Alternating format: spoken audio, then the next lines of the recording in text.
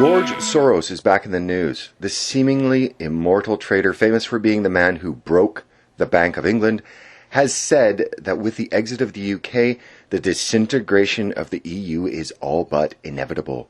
As well, he has come out of retirement and is now actively trading, looking to reap ill-gotten gains from the chaos that he himself is helping to ferment. And this alone should make people nervous. But more on that in a minute. George Soros has donated more than $8 billion globally to his Open Society foundations. It would be easy to assume Soros is a figure of global popularity. Only he isn't. He's almost the complete opposite. He's fermented revolutions, undermined national currencies, and funded radicals around the world. Soros is Esperanto for to soar, and it was his father's desire to see the borders of Europe fall, and it would appear that he had a strong influence on his son. And as a Jew, he stated that his experiences in World War II, whilst working for the Nazis, imbued him with the desire for what he terms open societies. A large part of Soros's multi-billion-dollar fortune has come from manipulating currencies. During the 1997 Asian financial crisis, then Malaysian Prime Minister Mahathir bin Mohamad accused him of destroying the value of the Malaysian ringgit through his trading activities, and in Thailand he was called an economic war criminal. Most famously, Soros initiated a British financial crisis by dumping 10 billion sterling, forcing the devaluation of the currency and gaining $1 billion profit, thus earning him the title of the man who broke the Bank of England. Soros spends his ill-gotten booty on many things and in many ways. One of the more insidious activities he engages himself is the effort to control public discourse in Europe via his many organizations that create yearly indices, such as the World Press Freedom and Corruption Perceptions, which are financed by Soros through the Open Society foundations. Most everywhere Soros, his investments, and his foundations have gone, trouble soon follows. For all intents and purposes, he is a one-man Illuminati machine. His fingerprints are all over many of the most contentious issues, as well as on conflicts that have even gone hot, largely thanks to his meddling. He told CNN's Fareed Zakaria that he's responsible for establishing a foundation in the Ukraine that ultimately contributed to the overthrow of the country's elected leader, Viktor Yanukovych, and the installation of a junta handpicked by the State Department. This coup d'etat culminated in the War of Donbass that ended with over 9,000 killed on both sides and 22,000 wounded overall. As well, there were 1.4 million Ukrainians internally displaced and over 900,000 who fled abroad.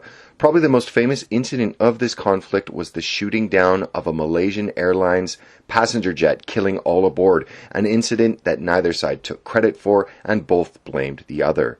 In Russia, charities funded by Soros have been banned, saying they pose a threat to both state security and the Russian Constitution. In the United States, he bankrolled and basically created the Black Lives Matter protest group by injecting $33 million into the movement. Black Lives Matter have also been described by many as a hate group. The financing of the Black Lives Matter and its fermentation of social chaos also led to the riots that thrice plagued the city of Ferguson, Missouri in 2014 and 2015, as well as the 2015 riots in Baltimore, all of which has led to a striking deterioration in race relations within the U.S. The one country it would seem he does not want to ferment his signature-style chaos is in Israel, as he defunded the radical feminist group FemMen when they attempted to open a branch in that country. But he has no problem fermenting chaos in other parts of the world. In May, Viktor Orban, the Prime Minister of Hungary, accused Mr. Soros, who was also born in Hungary, of deliberately encouraging the migrant crisis. This invasion is driven on the one hand by people smugglers, and on the other by those activists who support everything that weakens the nation state. This Western mindset and this activist network is perhaps best represented by George Soros. After it was revealed that Soros's NGOs distributed handbooks to migrants in the Balkans which offered advice on how they could illegally enter Europe, Soros was condemned by the Hungarian government. Mr. Soros has now issued an email statement to Bloomberg claiming his foundations help uphold European values, while Mr. Orban's actions in strengthening the Hungarian border and stopping a huge migrant influx undermine those values. His plan treats the protection of national borders as the objective and the refugees as an obstacle, Mr. Soros added. Our plan treats the protection of refugees as the objective and national borders as the obstacle. European Union supporter George Soros has claimed that Europe should take at least 1 million refugees every year and let them choose where they want to live. But he knows that Europe cannot afford to pay for all of this. In another interview, Mr. Soros has further admitted that it would be impossible for the EU to finance this expenditure out of its current budget, and so advocates their taking on additional debt instead.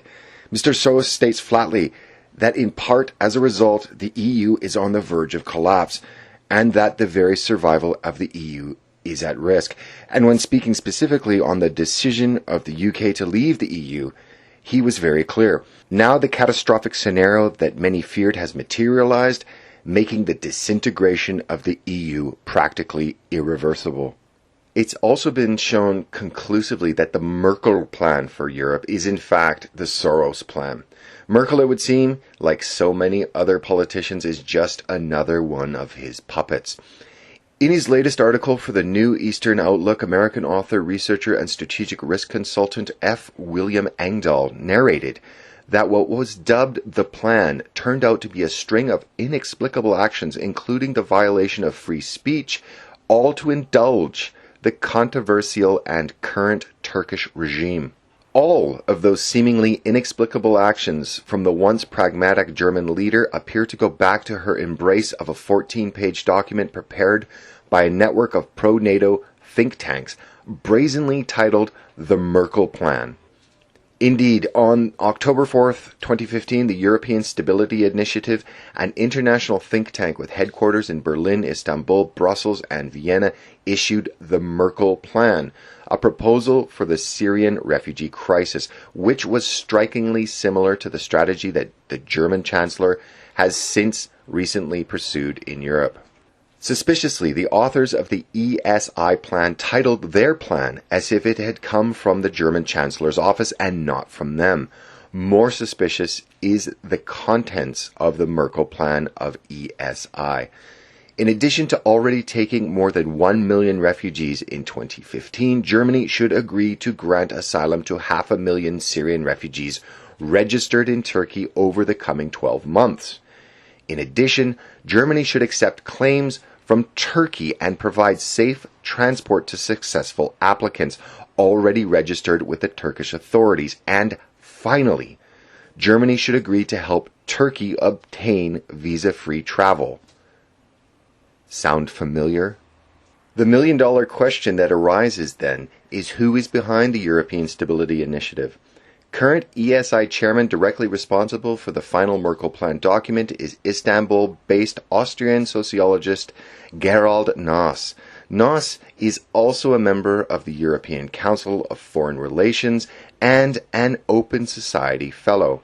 And in no surprise, the European Council on Foreign Relations is sponsored by Soros, and it is Soros who is the creator of the Open Society Foundations. Thus, already it becomes clear that the Merkel plan is the Soros plan in fact. And Mother Merkel, as she is known to her millions of new male migrants from Africa and the Middle East, is also the inspiration to the Democratic nominee for the President of the United States, Hillary Clinton. And like Mother Merkel, the tentacles of Soros envelop not only Hillary and her husband Bill, but the entire Democratic Party of the United States. Soros is the man Viktor Orban hears when Bill and Hillary Clinton open their mouths on democracy in Europe.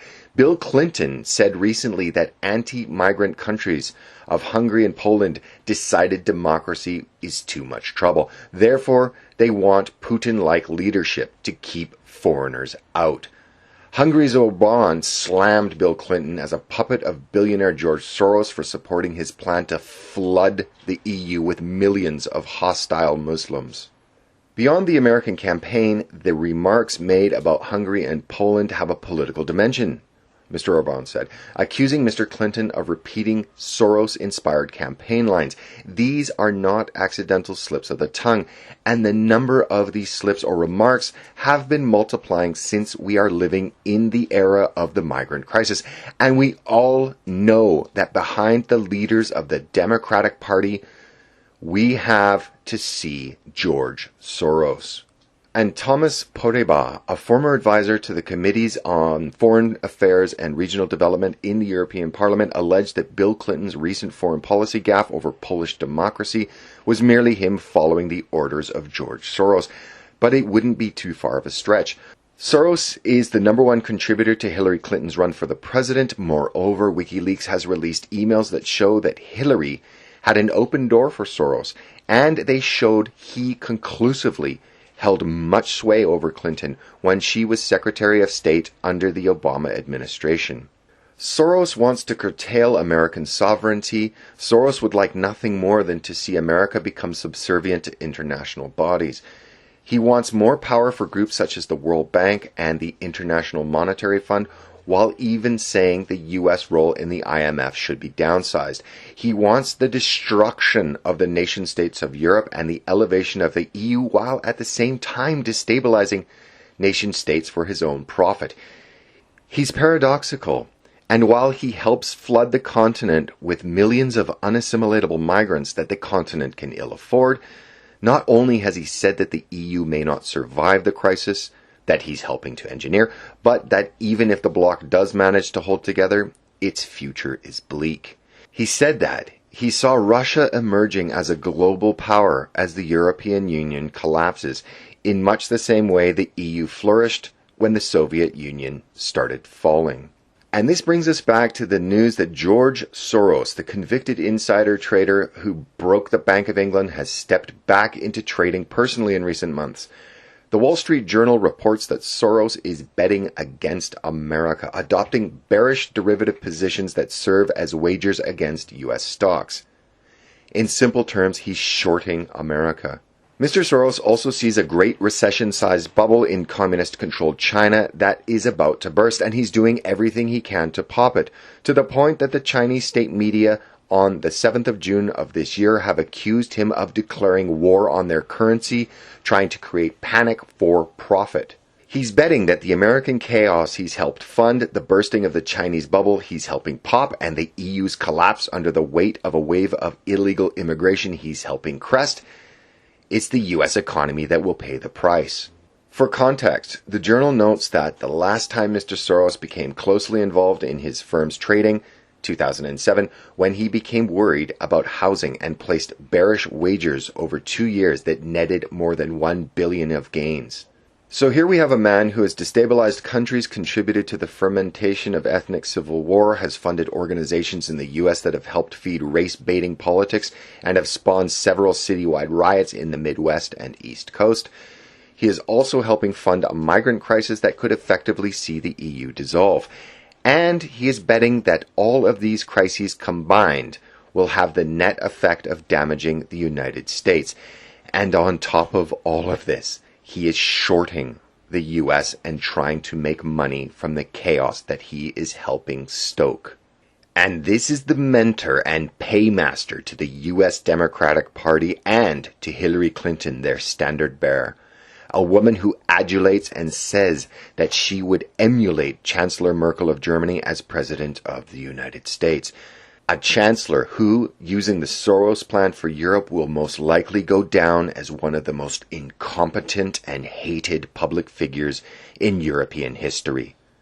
Let that sink in. Many of the recent flashpoints of the world have been either created or flamed by Soros through his foundations and minions like Merkel. The fact that he is considered such a close and mentoring confidant to Hillary Clinton should send shivers of fear down any American voter's spine. If ever there was a Star Wars-esque Palpatine villain lurking in the shadows of global politics, it would be George Soros. If you like this video, please consider subscribing. The channel will be updated regularly.